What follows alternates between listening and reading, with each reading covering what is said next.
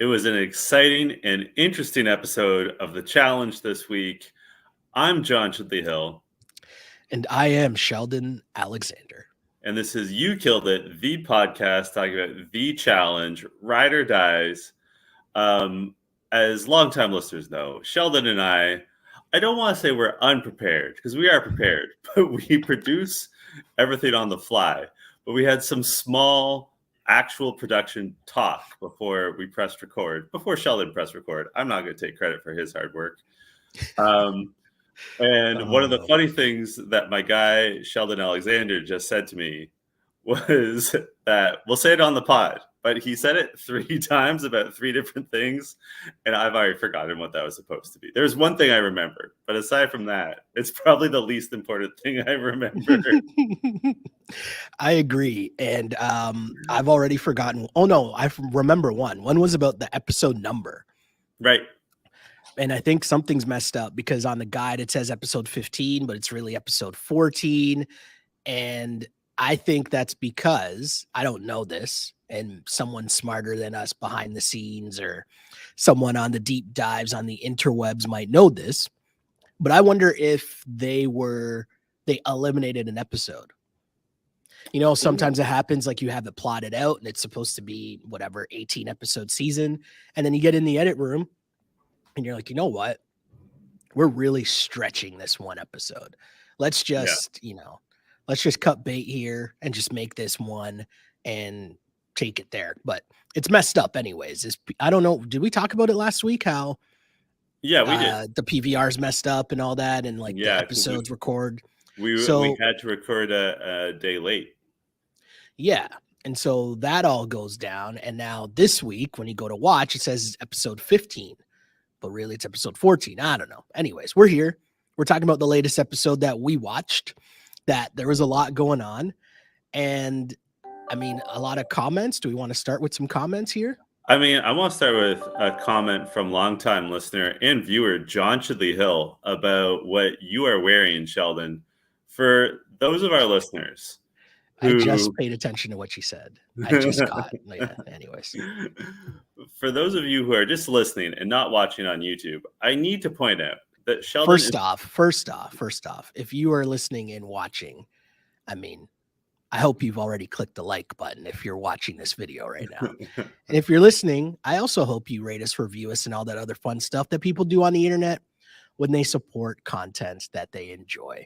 And I even hate saying that word because I don't really think of this as us creating content. I think of this as us just literally talking shit to, like, amongst friends. But at the same time, bless us with a like. It's how you support the movement. That is this. I want to continue. I want to paint a word picture for our listeners. Sheldon is wearing a buffalo check flannel over a hoodie, sipping Tim Hortons with a baseball cap slightly askew. He looks so Canadian right now. He looks like he's about to pump gas at a Bob Cajun gas station. He looks like he's about to volunteer at a Sarnia Legion Hall. He looks so fucking Canadian right now. Which brings us. Do you know what I thought you were about to say? I thought you were about to say I look like an extra on Corner Gas. That's what I thought you were going to say as a callback to last week or whatever that was, or however many times somehow Corner Gas comes up on this pod. But anyways. Well, I'm so glad you mentioned Corner Gas, Sheldon, which, judging by how you're dressed, is your favorite show. But Luann Snyder wrote in, and she said, "Good morning, longtime American listener. Just wanted to thank you and Sheldon for the You Killed It podcast. It's become the only challenge pod that I listen to." Thanks, Luann. That's an honor. She said she had to go look up Ukraine versus the Ukraine after the last episode. She says that she always appreciates when we give a little extra info like that. And Sheldon's producer hat takes excuse me, I totally messed this up. She says she always appreciates when we give little extra info like that. Sheldon's producer hat takes, or her favorite, facts about Canada. And then I thanked her because I'm Canadian and we always thank people for things. And she said, never too many facts about Canada. So there you go. You know what? I just mentioned the town of Bob Cajun, and I feel like mentioning Bob Cajun is like a cultural reference that Canadians get that people don't necessarily get. So a little background. Bob I would Cajun. even say that there's a part of Canadiana that might not fully grasp it. So please, yes, Okay. educate. So there's arguably the best, most successful Canadian rock band of all time is not Nickelback. How dare you? But a band called the Tragically Hip. And one of their best songs is a song called Bob Cajun, which is about a small town about 2 hours northeast of Toronto. For if you want to look it up, it's spelled Bobcayegon. Actually comes from an Ojibwe word. I happen to know, but check it out. It's a good song. Most Tragically Hip songs are good. You'll enjoy it, but Bob Cajun is what I'm referring to. I've never been, but Have you not? You know I've no. got family from Bob Cajun, right? We can go up. You've told me this. Yeah, you've told me this. I've not been, but obviously quite familiar with the song. And yeah, Canada, you killed it, pod. What's You your know, favorite Tragically Hip song, Shelly? I don't have a favorite tragically hip song, John. They're all too good. I understand. Well played. Well played. Do we have a lot of comments? I got some comments here we can read here from last Go for week's it. pod. Let's see. Kara. Maybe it's Kara. I'm gonna go with Kara Langenberg. I hope I pronounced that right. And if I didn't, my apologies. She says one. Oh, maybe there's more comments here. I'm messing this up. But I think Tori is. No, this must be the first one. I disagree about your bananas take, and I watched it twice already, and both times I thoroughly enjoyed it. It also made me understand the whole Bananas Mariah relationship more because I picked up on the cues that he really likes her. Oh, that must be. We were discussing Bananas stirring the pot last week, right? Mhm. With the wow, with the Fessy and Mariah conversation. And she says that the Tory thing, because she wanted Jordan. Jordan said they could make a deal and vouched for him, and his word is bond. And then he went against his word. So Tori is mad because that essentially is a strike on her. I mean, I don't know how much I agree with. We'll get, yeah, there's a lot on the Tori Jordan thing that obviously will take place during this pod. So maybe we'll save that whole discussion for a little later on as that pops up in this pod. But I'll Yep. keep going here because we got Isaiah. Isaiah says, John, you and Devin. He says, he's lucky they're spitting back pears. He does not have the Mamba mentality. If I was Devin, I would have said help, then wasted Fessy's time with BS advice. You know what? We hadn't discussed that as a possibility. I like that idea a lot because no one would know, right? Like no one else Exactly. was seemingly capable of doing those calculations, I guess we'd call them, Mhm. that Devin was doing. And so no one would know if he was giving Fessy bad advice. I like that idea True. a lot.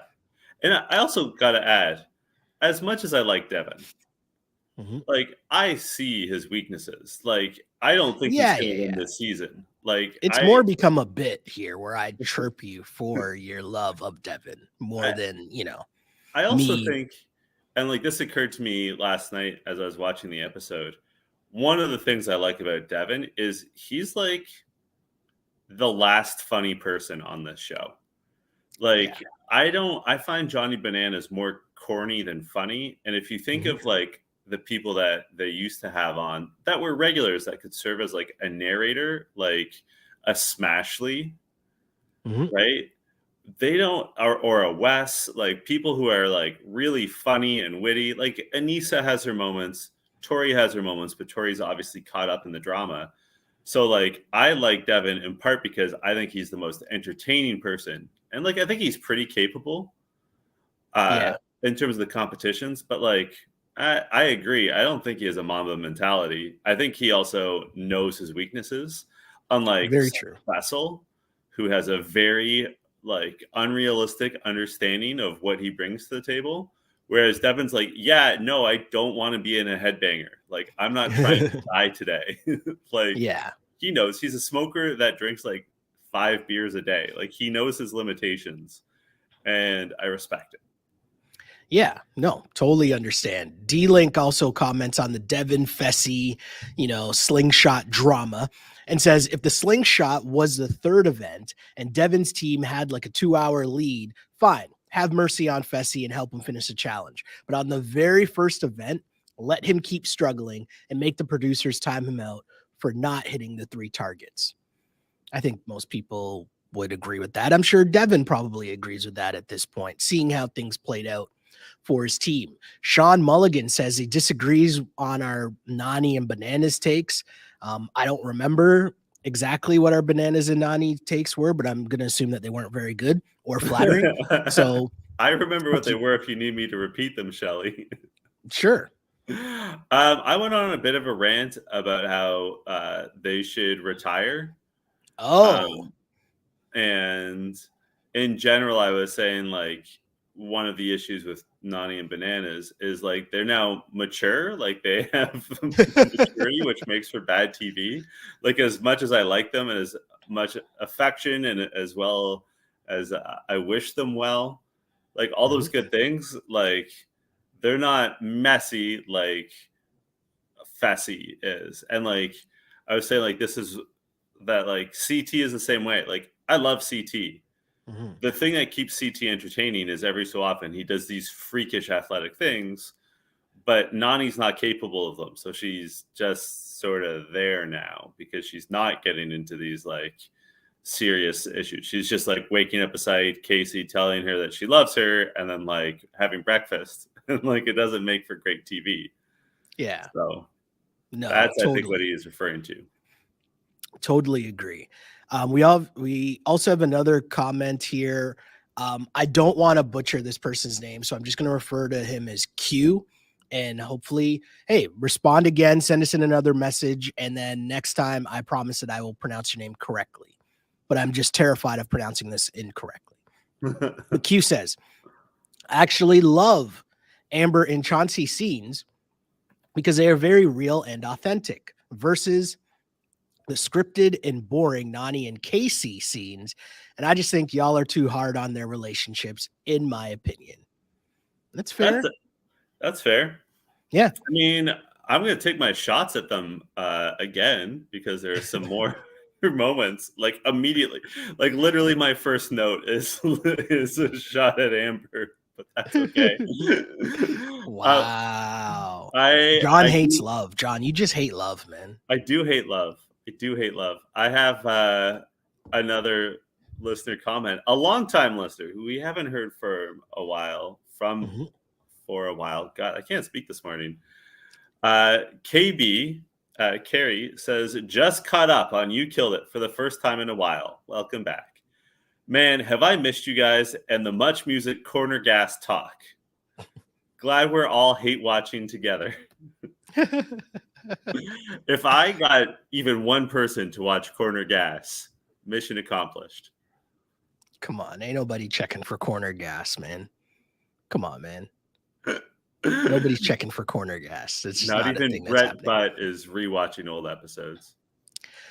Yeah, he's just collecting bags off of turning the show into a cartoon. What a straight hustle. And you know what? I'm not going to say anything. There's so much. I was about to like go down a wormhole of the Canadian television industry and then realized, why would I do that? Especially, yeah, exactly. Anyways, moving on. Everyone's back in the house. You know exactly where I was going to, or like have some idea where I was going. And yeah, what was it? I remember the Jalen Rose and what was it? Jalen and Jacoby. Yeah. And Jacoby just always used to say, Jalen, don't get fired. Jalen, don't get fired. Like he'd start down a tangent and Jacoby would just jump in. Don't get fired. So they're back in the house, and here's my Mhm. immediate Amber hate. She and Nani come skipping into the house because, of course, Nani won the elimination against Mariah last episode. And, like, I know our listener just said, I'm sorry, I already forget their name, but they were saying, like, oh, Amber and Chauncey seem just like Cute. really real and authentic. To me, this is an example of Amber not being authentic. Suddenly, she's best friends with Nani, holding her hand, skipping together. Like, I thought she was best friends with Michelle, and then Michelle's gone. And then she's best friends with Nelson, and then Nelson's gone, or betrays her, and she never gets over it. Like, she's one of those people where the person in front of her is her best friend. Maybe And she's just really friendly, John. How about that? yeah, it's clear that she's really well loved on the show and that everyone is super tight with her. She's everyone's political priority in the house. That is for sure. I mean, I'm still trying to figure out who's going to win this season. And I in the back of my genuinely have mind, no idea. There's yeah, right. there's no it's like, I mean, let's pause and like talk about that. It's truly anyone's No. game. Let's save it at the end, because at the end Okay. it'll make more sense to discuss it in terms of what ends up happening. Okay. Right. All right. Okay. So we have a scene where Horatio brings Olivia flowers for her birthday. Cool. You could tell already what was going on, right? They're steering us back towards thinking about the ride or dies. Yep. She's touched by the gesture. Cool. We get a beach party that serves absolutely no purpose at all, other than to get me to ask our viewers, can someone please tell us what song was being played for said beach party? I would like to know. Because what I always think of when I see a scene like that, it's by an artist that will no longer be named, but I'll just say there's a remix with Jay-Z, and the song was called Fiesta, Fiesta, Fiesta, Fiesta. That's all I'll say. Shouts to Anissa. I want to say this Oh yeah. because Anissa speaks for all of us, Sheldon. there is the Tori and Jordan drama takes up a lot of airspace in this episode, and it has throughout this season, if we're being honest, right? Mm-hmm. So she tells Tori's thinking of, I think me and Jordan need to have this big talk, and I think we need to do it right now, which literally makes no sense. Anissa tells her, I don't think that you need to talk to Jordan right now. You don't need to hash out your real life stuff right now. My question to you, though, as Anissa does this, is Anissa being genuine about caring about Tori's feelings, or is she looking out for her game? As of course, those are her two biggest allies, and Jordan is, in fact, her ride or die. No, I think those issues dovetail together to the same answer, but I genuinely think that Anissa's at a place where she's like, no good will come of this. And I think we've all had moments like that with a friend who like can't get over an ex, who just like has to keep going back to the well and try to like hash things out again, where you just gotta be like, no, like this is not good for you. Like you gotta stop. Like nothing productive. Like you guys need to go to your respective corners and heal a little and move on a little. Right. And I think that's where Anise is coming from. And she said something along those lines last week, right?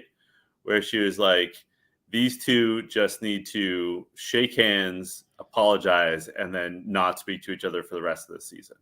Facts. And Anise is right. Anise is right. She says, hold on, as I switch to no notes. Problem. That's all right. She says, if I'm sick of it, I know everyone else is. And like, I can't explain why. I don't think I'm as sick of it as everyone else is. But I'm also at a point where I don't need any more information. Like, I'm not like, oh, this again. But I'm like, I know where things stand. It's fine. Well, it's because there's no development. There's no movement. There's nothing's changing. They're repeating the same things over and over again. There's no, like, even though Nerys is gone, do you know what I mean? There's nothing new that's happening. They're just arguing about, are you putting our relationship outside the house over the game? I don't know. Anyways. I mean, we'll talk about it at deliberation, but like, there's more going on here.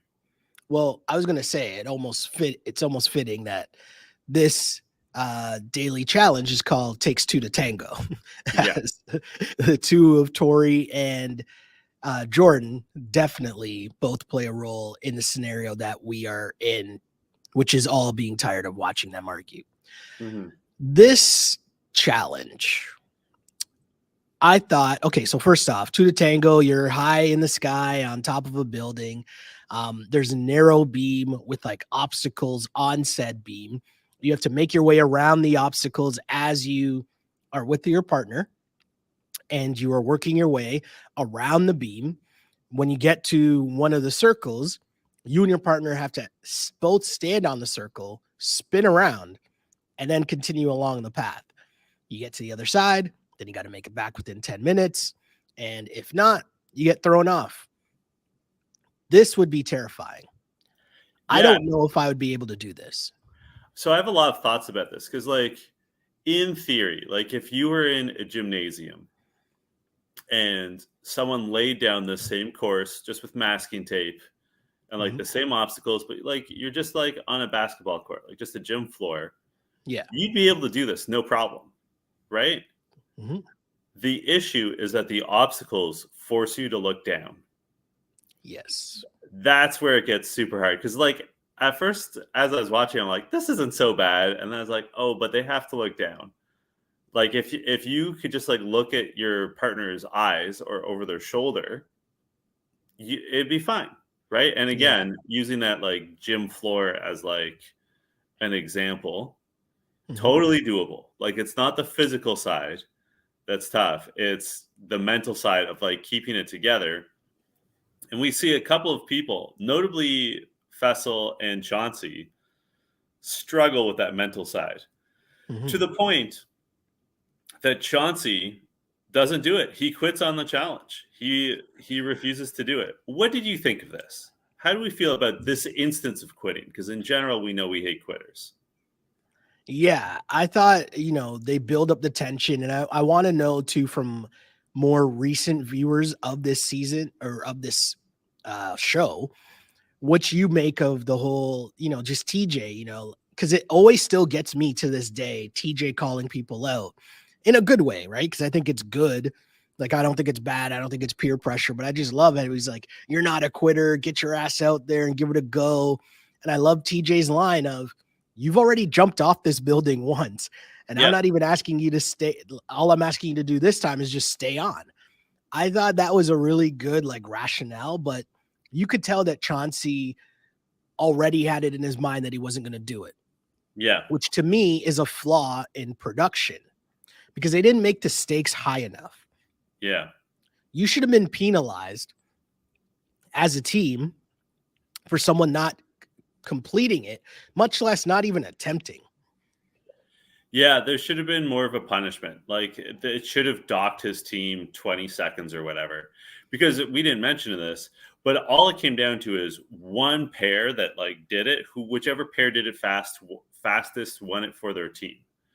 Mhm. So if you docked the fastest pair 20 seconds because Chauncey quit, then the stakes are higher. And I think it also would have been fair, Yeah. right? Because, Um, like, in theory, if someone laid down, like, if one pair laid down a really good time, then everyone could quit, right? And which then, is what like, I was thinking. Yeah. then it's not good TV. It's not what the show is about. So, Yeah. Because if I know that, okay, I said, I don't think I'd be able to do this, right? But if you finally were able to convince me to do it, chances are I know that I'm not going to be the fastest one to complete it. So to your point, then why would I do it in the first place? It was kind of just a flaw, which normally I want to give the producers credit because I think they cover up those loopholes a lot. But I mhm. think the way that this one played out, it didn't really benefit the integrity of the competition or the show, in my opinion. One thing I do want to say to you though, throughout this episode, and I mean, if I remember to do this in upcoming episodes, which I probably won't, because as you mentioned, it's not like we spend a lot of time producing these episodes, but I'm going to say some lines that could be the title of the episode. Okay. Because I find what always happens is that when I'm going to post it, I then forget the lines and then I go back to my notes to figure out one of the lines from the show. And then I'm always like scrolling and scrolling and scrolling. So I'm going to see if this helps. But the first thing I'm going to bring up is Casey and Fessy going across, and Casey saying, "You can call me Twinkle Toes." Is that we'll give that a rating score on, maybe that could be the name of the episode. We'll see. We'll see. You're shaking your head no, but we'll see. I'm It's giving early. that one like a 1 out of 5. It's early. It's early. It's okay. That ain't it for me. It's okay. It's okay. Speaking of Fessy and Casey, they end up winning. Yeah. Which, yeah, I don't know. So is there anything else that stood out about who did well or who didn't do well in this? What stood out to me was Fessel being a dick. Like, he's so hype on himself. Like, he's obviously a narcissist. I think we all know that, right? Yeah. But basically every time they had him in confessional, he's like, "I'm the biggest, I'm the strongest," and like it's all he could talk about. Yeah. And like, I'll allow he is bigger than everyone, but not significantly so. Like, he's heavier than Horacio, but he's probably only like an inch taller than him. Like, ease up. And like, we'll get there when we get there. Mm-hmm. But like, he takes some like shots at my guy Horacio that are wildly uncalled for. Like, I can't believe I was about to skip a bunch of this stuff, but I was getting cheesed. Thank you for stopping me from moving along, because I was getting cheesed while watching this, and it's exactly the vibe that you're pointing out. First off, your man's Fessy and Tori. Did you guys need to go first in this? Yeah. Just curious, right? Just curious. Is that a thing that we needed to happen? I don't really think that it was. Plus, your man's Fessy, when they're doing their confessional before they're about to go, he says, quote, "Well, we danced a time or two in the past, so if it ain't broke, don't fix it." Messy, messy, messy, messy.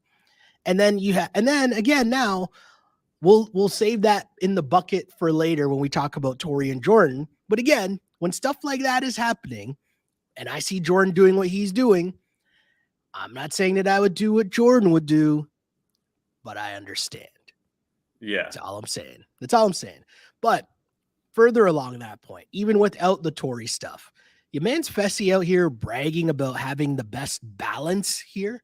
Like, what is he talking about?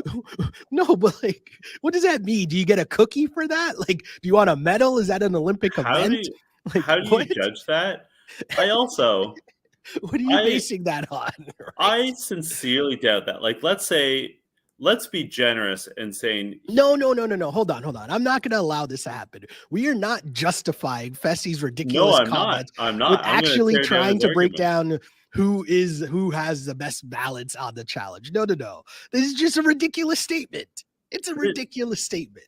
There's no like way that you can easily judge that. But also, you can't tell me he has better balance than Jordan or Horacio. You can't. Like, those two are also incredibly athletic people. You can't tell me he's got better balance than Amber or Nani. Yeah. Right? Like, we just had Horacio in confessional listing off all the different like dances he does and like saying them with accents in ways I can't like pronounce or replicate. Mm-hmm. So like, you can't tell me you have better balance than that guy. Right?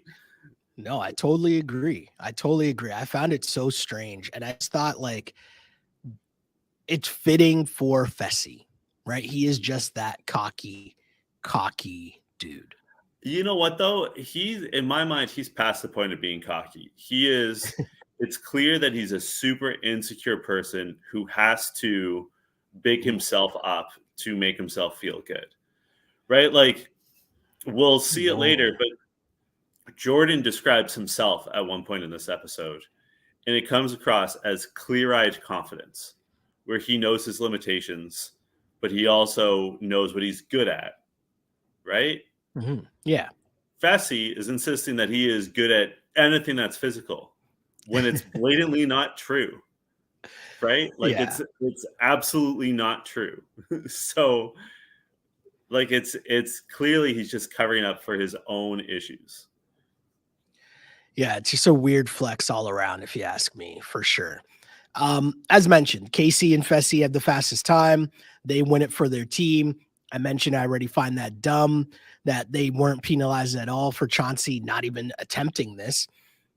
But this is also a bad run of, I don't want to say bad luck, but let's say turning points where things could have went the other way for Team Mariah.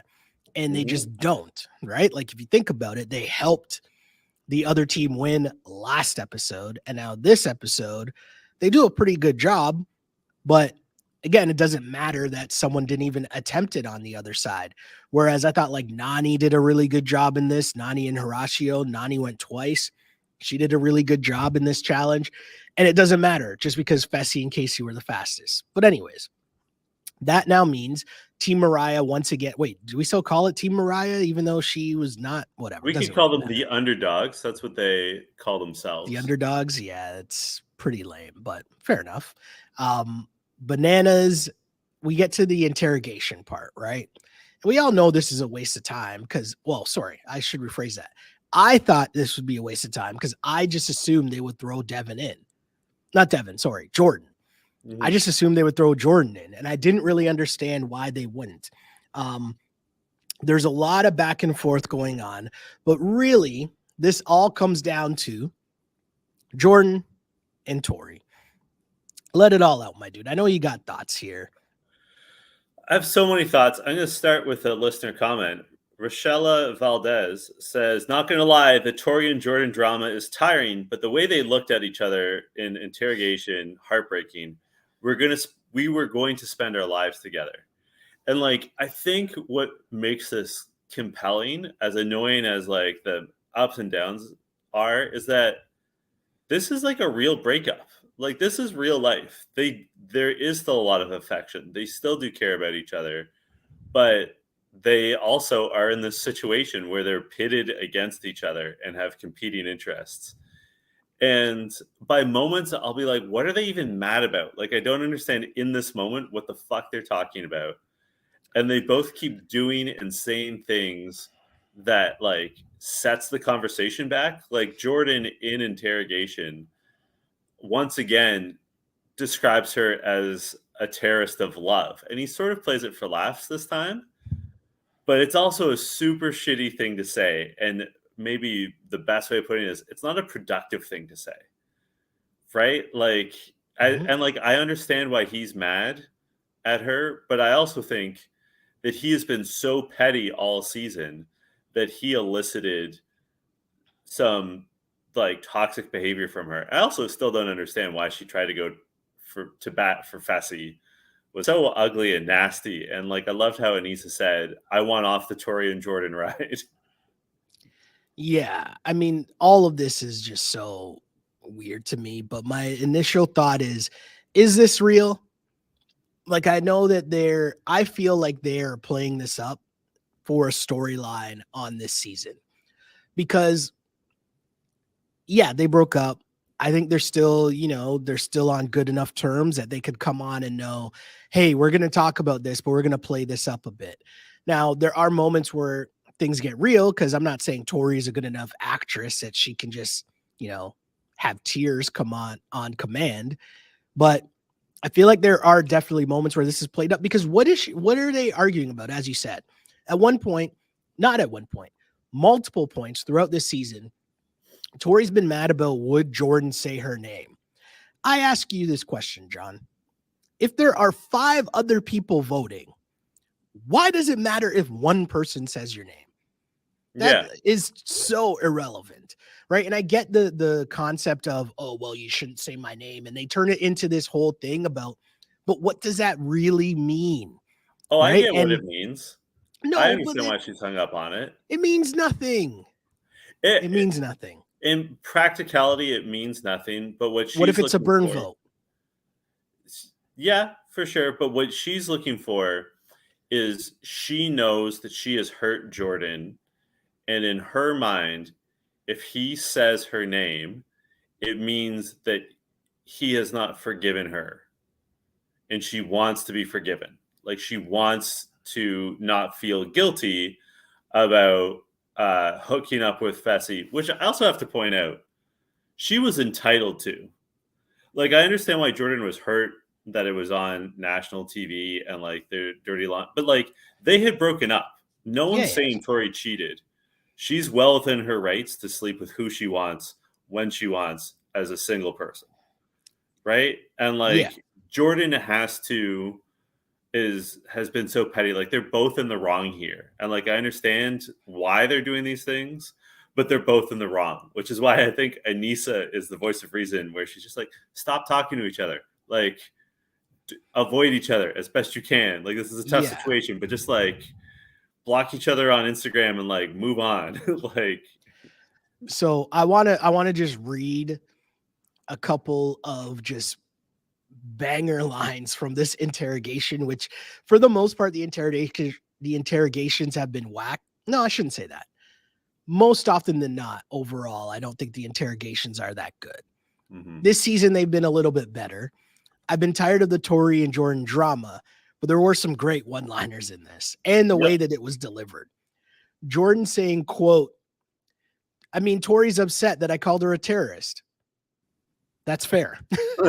Just that sentence alone, I'm like, that was amazing. Right. That might have been my line of the episode. Oh, it's so good. It's so good. It might be mine too. I know I wrote a bunch down, but I don't remember. But like, that's pretty good. But he's right. He says that she is messy. And then another back and forth. Tori, quote, you drive me crazy. Jordan, quote, that's on you. If you can't deal with it, bleep off. Tori, all right, cool. Like, what are we doing here? Right? It's just gone off the deep end and complete insanity. But overall, I think I agree with Jordan, right? We are more than just some people who went on the challenge together, right? They're more than just, who's voting for who's doing this, who's doing that.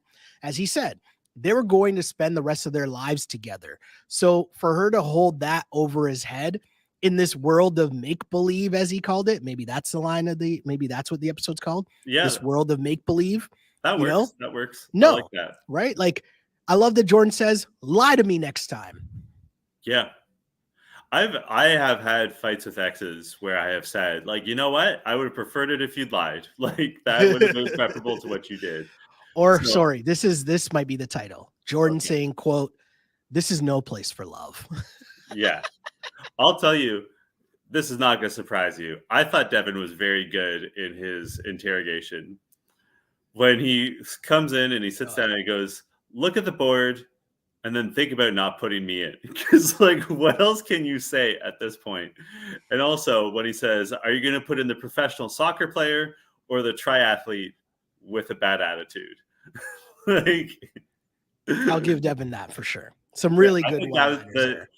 And like, it's not that I want to give Devin laurels all the time, but like describing Jordan as a triathlete with a bad attitude, as someone who's like, because Devin's had to basically work with him all season, and like I wouldn't say he's quite in the middle like Anissa is, but he's middle adjacent, right? Like he's right in the thick of it too, and like he very gently is trying to navigate this situation. And even in his interrogation, he's like talking directly to Tori. He's like, I don't know what's happening on a day-to-day basis. Like, this is so hard. And like, I'm trying my best not to make it worse. Yeah. Like it was not that Anissa and Devin are the victims of this, but like as the window's in where they're just like, please stop. Like, please put us out of our misery. Yeah. Their attitudes were very funny throughout this episode. Yeah, no, I totally agree. It was very funny throughout this episode for sure. The one thing that I found very interesting is I know there's a lot more to get in here, but so stop me anywhere you see fit for sure. But we get the whole breakdown of Jordan and Horacio and how much they've become good friends, which, you can kind of see the tea leaves and see where this is going. Yeah. But when they walk into the pit or whatever it's called, and you see that it's about to be the banger, you kind of get excited, anticipating that this is going to be, Jordan versus Horacio, But the one thing that I found I'm very gonna weird. pause you right there, Sheldon, because we got to talk about the elimination. I'm super excited to talk about the elimination, but I have breaking news. Our foreign correspondent, Adi Pinsoff, just messaged me to Okay. tell me what the music was when they went to the beach bar.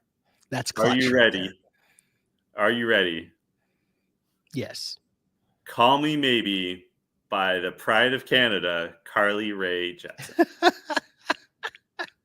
That's actually pretty good. Right? That's actually pretty good. It just makes me laugh. I feel like I would have laughed but now I'm picturing Tori twerking to Call Me Maybe, which like I feel like Tori does that every scene that they show the club scene. There's a cut to Tori twerking on somebody, Yep. but I mean, She's fair enough. she's a big booty Judy. That's how she described herself in like one of her first appearances on the challenge. I should That is a also tell great you, callback, by the way. Great callback by you. thank you. I think of it often. Adi also says that when they're preparing for the challenge, like the daily, it's High Enough by K-Flay. Okay. Okay. Not bad, not bad. What I was gonna ask you though was the votes. Yeah. So Anissa votes for Horacio. Fessy votes for Jordan. Olivia throws away her vote, votes for Devin. Chauncey votes for Jordan. Casey votes for Horacio. And she's like, this is what I have to do that's better for my game, whatever that means. Tori votes for Horacio. Bananas votes for Horacio. Why did Casey vote for Horacio? Like, I thought Casey and Fessy would be on the same page here. What am I thought missing? so too. Like, I don't understand. There's two things that I didn't understand. I didn't understand why Casey had to vote that way. Like, I don't think anyone would have been mad at Casey if she's like, yep, I'm voting with Fessel, because like they're a unit. Like, It's their it makes squad. perfect sense. The other thing I don't understand is so much was made about who Tori's going to vote for, and then Bananas also votes for Horacio. It was 4-2-1. Yeah. Right? She could have voted for Devin and made it 3-2-2, because Banana said from the hop in confessional, we should not put in Devin. Correct. Because he knows Devin's the one you want to face in a final. Correct. Right? And like I'm saying that, and I recognize it. You definitely want Devin in a final over either Horacio or Jordan. So, like, you don't, I don't understand what the big dilemma was. And also, I think everyone likes Horacio, but like, I don't think Tori would have pissed anyone off. Like, I don't understand like what the conflict was. Like, oh, will I vote for Jordan?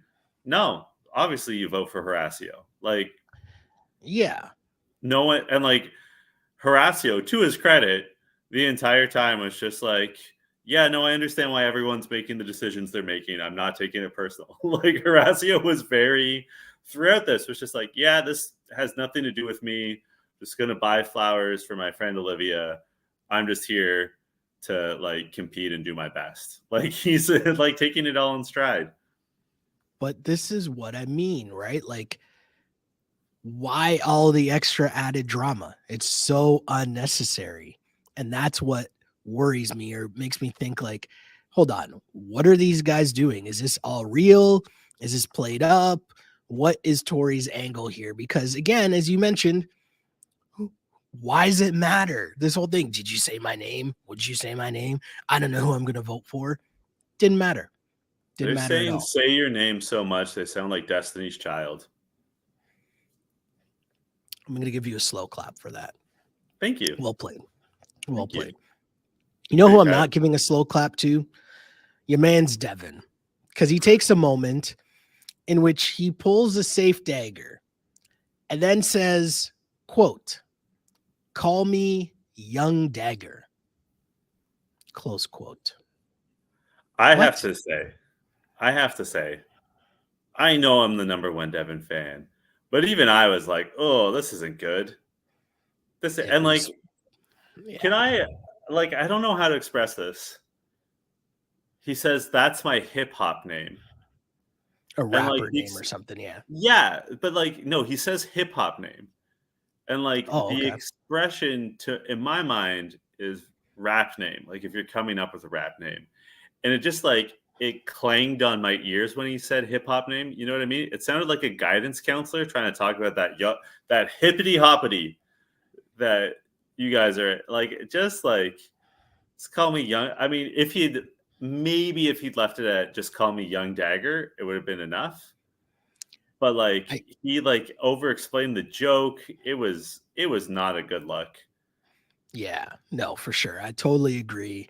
And I had to look at the positives here in the fact that it would just be a way better elimination, Jordan versus Horacio, than Devin versus whoever, because he would have lost. But I did not, other than that, like that was the only positive to come from that scene, was that Yeah, at least we knew we were getting a very good elimination. And did we ever get a I good have to say, elimination? I think this is one of the best eliminations of all time. Like we have seen, No, I'm not going that far. I thought it well, was good, but I'm not going that far. what I liked about it was normally in headbangers, like we're just like struck by the violence, like the power, Mhm. right? Like someone gets hurt. What I liked about this one was, and maybe you'll agree with this, it was the most athletic Yeah. elimination we've ever seen. Because like you can't say that they barely touched each other, but it wasn't like strong hits or anything. It was two guys doing an incredible job of reading each other's hips, Mhm. right? Of like incredible deking, especially by Horacio, a lot of finesse, a lot of stamina. Like neither one of them seemed tired, which like they're running in sand. Running in sand sucks. Yeah. I was just before we like get into the nitty gritty, I was so impressed with both of them. And also, they really liked and respected each other. Like there was no smack talk, there was Mhm. no cheap shots, nothing like that. It was just two guys. I mean, TJ says it very clean, but like very athletic, very hard contested. I really respected both of them. And I thought it was really exciting and interesting. And I genuinely did not know who was going to win. Yeah, I liked it because it was a good contrast in styles. Like Jordan came out in round one right away saying, like, my strategy is to take it to him first, right? And be physical. And it fits in with what we talk about all the time when you get these headbangers. Do you want the smoke or do you not want the smoke? Jordan definitely wants the smoke. The thing is, Horacio was okay with it. And Yeah. the He was fact smoke that comfortable. yes, right? The fact that he took it and then flipped it around to when it was his turn and just, nope, this is what I'm going to do. And he got jiggy that first move that he gave Jordan and deked him out so bad and scored. And at that point, I was like, oh, okay, I thought this was going to be good, but this is even way better than I anticipated it was going to be. And the back and forth nature of it was so good. And I thought Jordan was going for the contact and the physicality, and Horacio was the speed and quickness. And as soon as I realized that, I kind of knew that Jordan was going to end up losing Mhm. because the way that Horacio was playing it, and I know you played rugby, right? So I know you understand this part. The way that Horacio was playing it, though, as a defender, you basically have to make the move. And you're either going to guess right or you're going to guess wrong, but you have to try to anticipate either his cutback or his choice of which direction he's going at. And you have to hit him and like wrap him up through the hips. Yep. Jordan wasn't able to do that, but that's also a difficult thing to do. Like we're talking about this in terms of rugby or football, right? Like if you're not used to that, it's just a strange thing to do. The other part is Jordan has one hand. So being Mhm. able to like grab onto a jersey or grab onto shorts or grab onto whatever, he can only do with one hand. And I think this was a scenario in which that was a hindrance to him. And we see Jordan overcome so much, but this one was tough. This one was tough. What impressed me about what Horacio did was he didn't quite articulate this, but the advantage is to the person who has the ball. In that, especially with the way Horacio did it, by him constantly moving sort of in a circle but keeping his hips square to the target, it put all the onus on Jordan making the move first. And to both their credit, they both did a really great job of trying to read each other and like watch each other's body language and know when they had to make their like explosive movement to try to like blow past, right? But what was the sort of difference between the two strategies is that because Jordan was going sort of straight at Horacio and initiating that contact, it meant that Horacio always had the option open to him to knock the ball away, which is exactly what happened.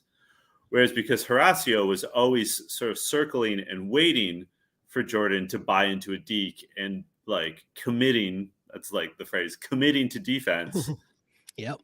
It meant that twice Horacio got by without really even being touched by Jordan, like any touch of consequence.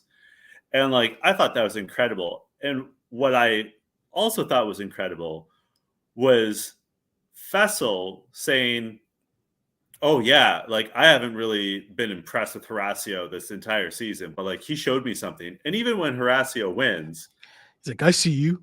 Yeah, he goes, I see you. First of all, no one asked you, Fessy. Like no one cares.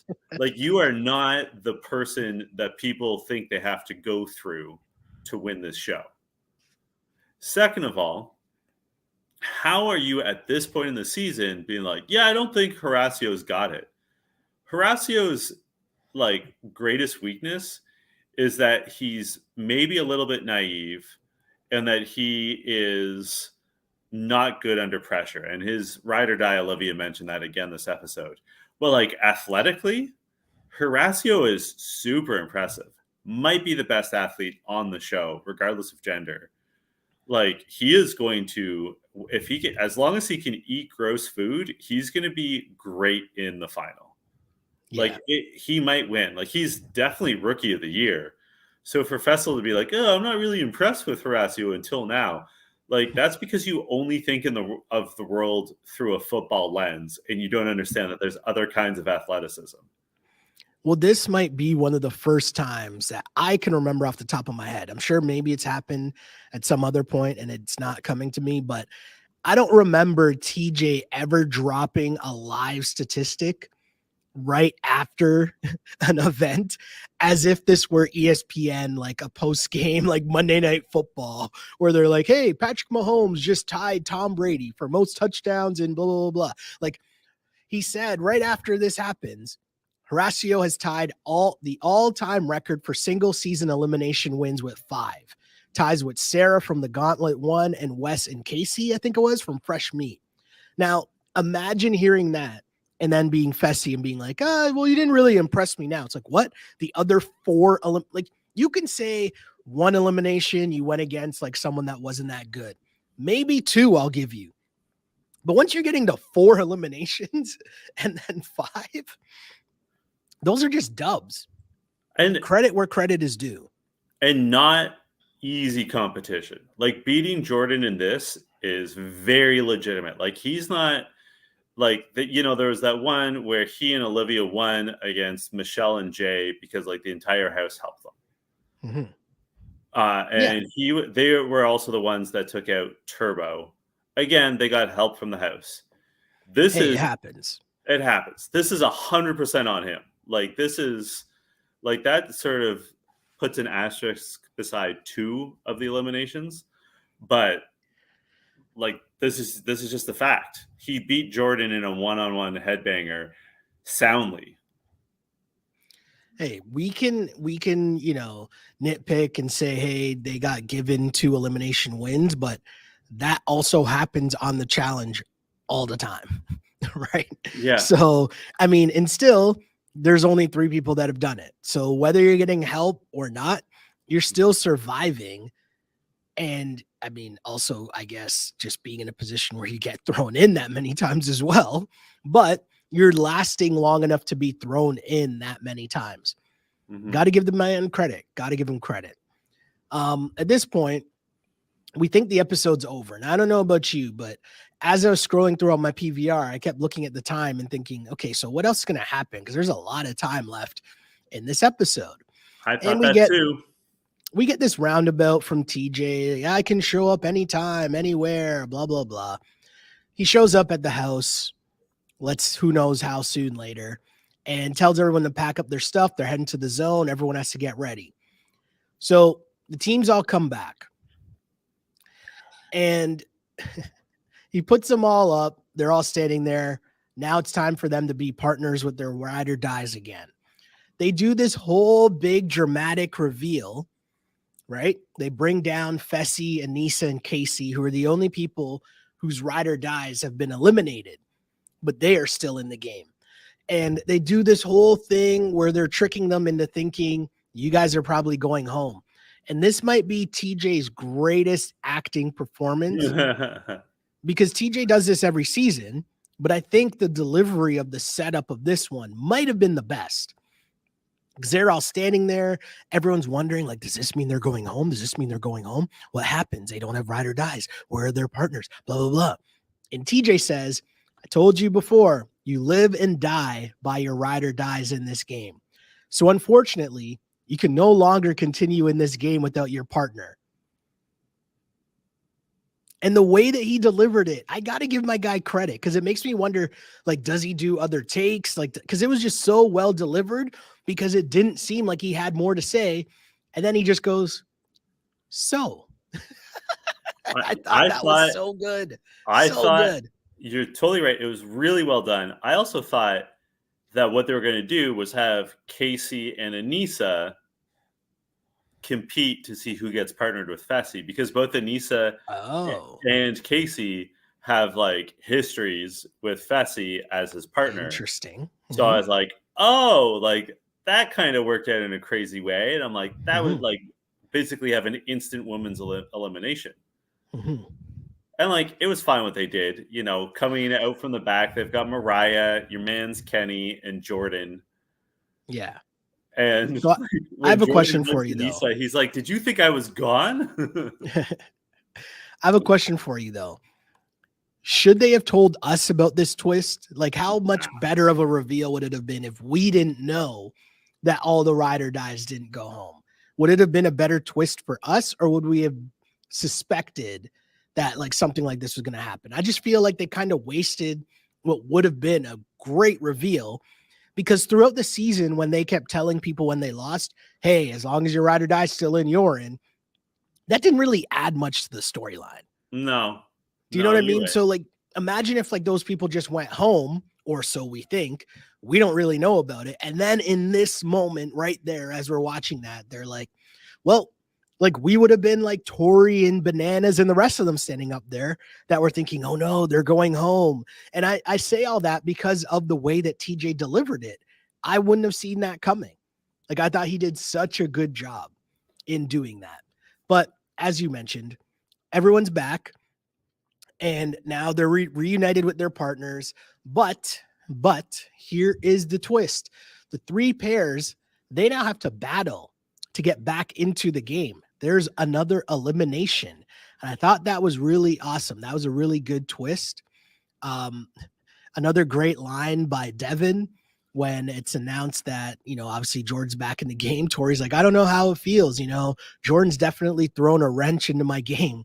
And Devin turns and looks at her. He's like, a wrench? And she's like, what, a toolbox? He's like, no, a whole Home Depot. I thought that was a very good line by Devin. As you mentioned, Devin on fire in this episode. Fair enough. But you have this competition now. It's another elimination. Don't let me down. There's 3 giant ramps. Each one has a huge cylinder on it. You and your partner have to push the cylinder up the ramp and be able to hold it above the line for 1 minute. The first team to do so wins, and they're automatically back into the game. The next 2 teams will have to compete in another competition to try and stay in the game.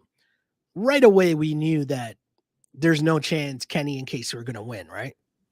Yeah.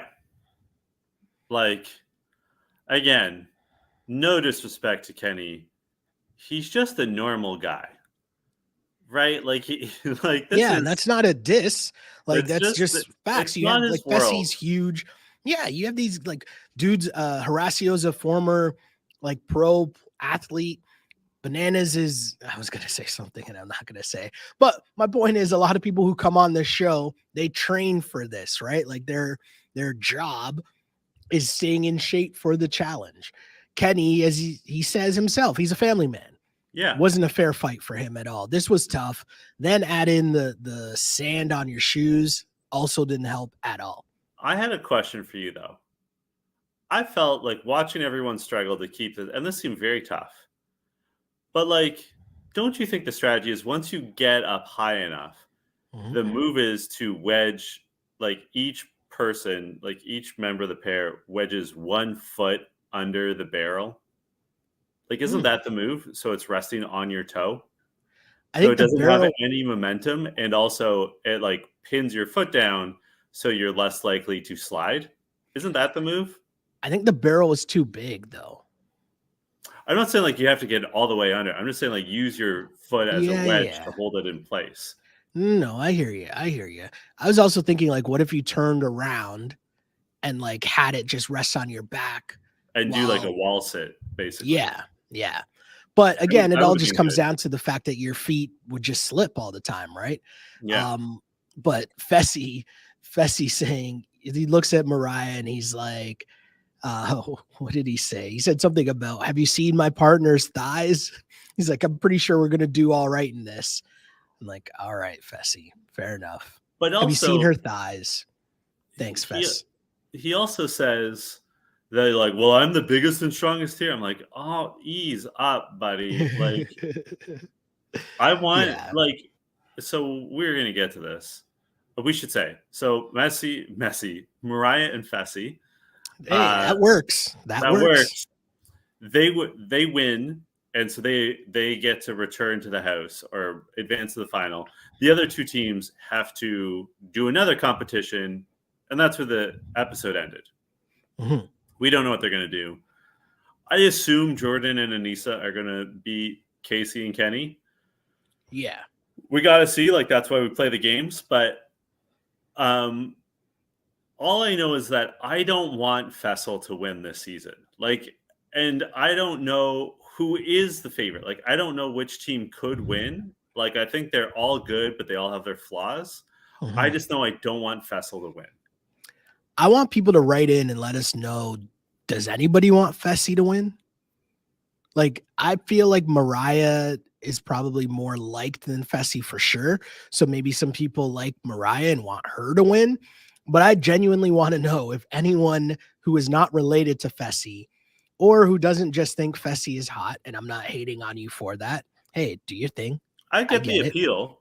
Yeah, Like, no, I get it. But yeah, I want to know if who's are you rooting for Fessy to win? I want to know if there's a Fessy hive out here cheering for Fessy to win. Now, we talked about this. Yeah, we said we were going to talk about this at this point of the pod. I genuinely don't know who's going to win this season.